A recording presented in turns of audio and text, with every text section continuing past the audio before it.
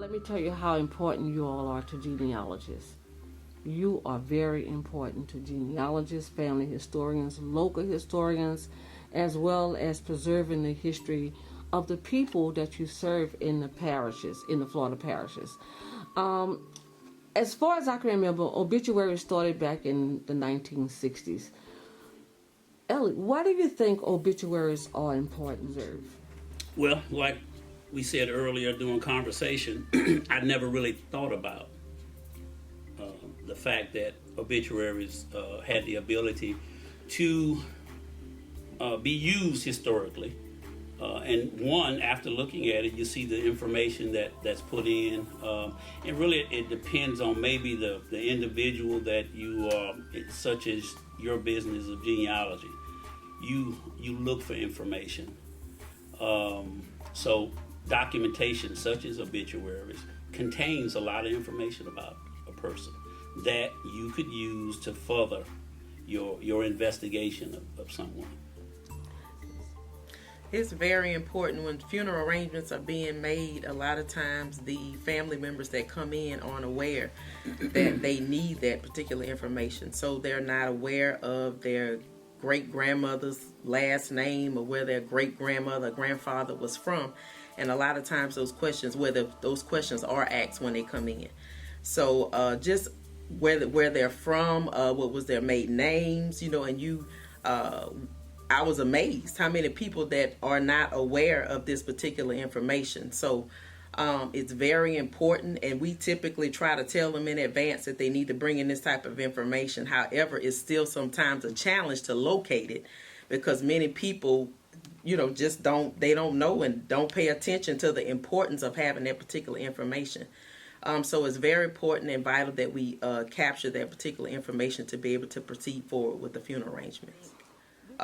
Those that are older and more mature and seasoned in our families need to, I think, stress the importance of sitting down with your family and just telling them how important it is, or who their ancestors are. Let them know who their great grandmother was, what's the last name, where they came from.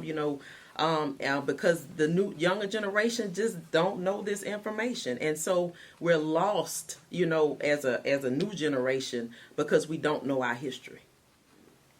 Scotty, what is some of the information that you find in these obituaries? Well, first to piggyback on what they said, you find information like I'm gonna go back to when I first got started in the business when I came from New Orleans.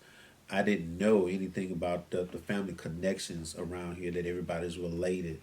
I find when we were doing arrangements with my father that I found out about the Vining family, the Harrell family, the Richardson family, just by them doing the death certificates.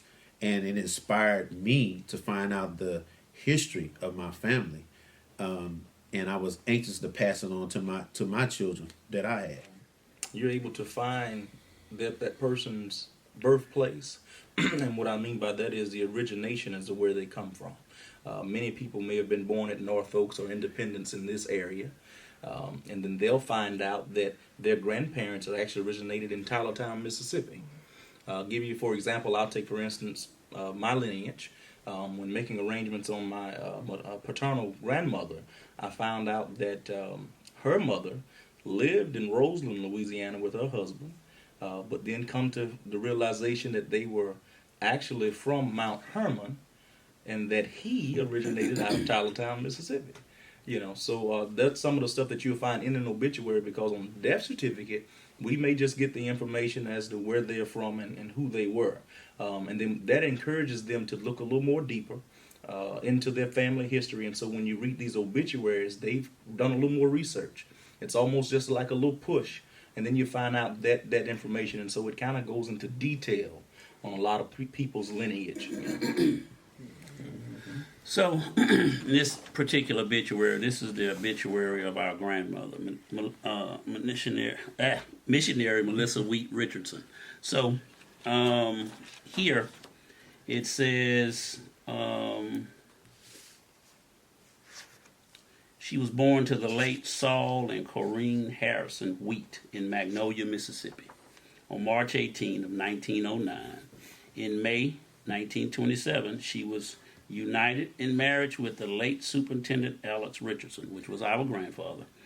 To this union, 1 daughter and 9 sons were born. So if you didn't know this about her, when you read this document, you'd see there it also. Now, did I hear you say her mother was a Harrison? Yes, ma'am. So that's how the Harrisons come. That's right. Okay. That's right. Finding out something already. Yeah. Yes. I can say this too. I pulled my grandmother's death certificate, and I pulled hers so that confidentiality reasons, I'm able to pull hers.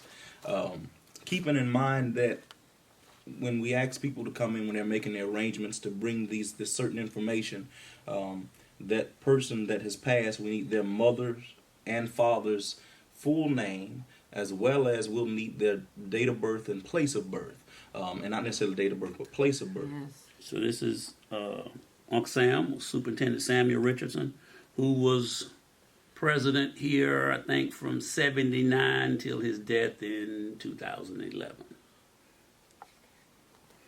And then we have... And they are so beautiful and colorful now, you know, Yeah, we've evolved. Huh? yeah, evolved, right. But this is 18 boys and 1 girl, and I think she was the boss. She was the boss. She was the boss. The man, Earl Lee Richardson Sr. He was just a wonderful fellow who did a lot of mentoring to a lot of boys, a lot of kids, and I don't think it was just something. It was just something that it was just him. It just happened. Yeah, And we have had to adapt and become accustomed to a new way of doing things, a new generation. Miss Veal, who's one of our directors, who isn't here with us here today, she's off today. She's actually working on a program, whereas even obituaries can be digital to that point. Say, for instance, like these fans that we now offer, it's just a nice little keepsake. It's different. It still has that person's year of birth and the year that they passed, something about them. And this was Scotty's pastor, Pastor Danny Muse. I'll let him talk about him a little bit if he'd like to. Man of God, told you the word, and he was my spiritual father. I'm just gonna say he had a lot of history here also. The Muses and the Fosters, they mean a lot to the community, and he was like the leader, and he done a lot of good things in the community. taught me how to hit a baseball in elementary school. And this man here, this is Brother Hamp. He can sing like a songbird. That's right. Sing like a songbird. He had a quartet Group there in Fluker. Right. He in the group. So a lot of families are going to the fans and Yes, a lot. T-shirts and pillows. And this is Reverend Francis Williams. I think he preached most of his life. I think he put about 70-some years in the ministry. That's right. Yeah, very important man in the community. And then you have these pillows that we offer, along with memorial blankets. We also do memorial banners, things like that. And we try to make services adapt and be accustomed to that person's life, that person's living. If you notice the fans with the pastors, it gave off a sort of style of reverence of what they stood for. Our musicians, Mr. Ham, there's musical notes there. Alex has the one for Mr. Barefootin', Mr. Robert Parker. Celebrity. Yeah, we was around here that week doing barefoot. Out of Roseland, Louisiana, right? That's right out of Roseland. Yeah, the right hit out of song. Roseland. Yeah, but these are just some of the things that we do. We do slideshows on our website.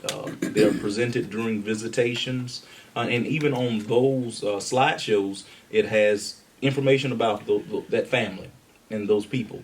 And we try to get them to bring some of the stuff from the obituary to that, because not everyone, especially in the younger generation, is going to pick up an obituary and read it. But if it's on a TV or if it's on a phone or something of that nature, they're going to look at it. And so that's where you study passing that history at, and that's what we try to adapt here at Richardson's.